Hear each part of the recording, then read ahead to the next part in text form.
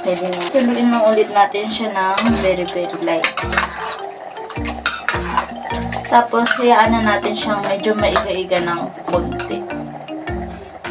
Medyo naiiga-iga na siya at tapos nagmamantikaan na. Lalagay na natin yung sili. Hindi masyado maanghang yung sili dito. Tsaka parang siling haba lang sa atin. Ganun. Kaya ko nga siyang kainin ng ano eh. Ganyan lang.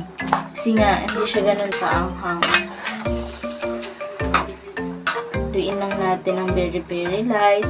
Tapos, mga 5 minutes. Yung medyo lumasa lang yung anghang. Tapos, okay na. Yan. Yum! Hayaan lang natin medyo malasahan natin yung konting anghang. Kasi yung asawa ko hindi siya kumakain ng maanghang. Pero konting sipa lang ng anghang.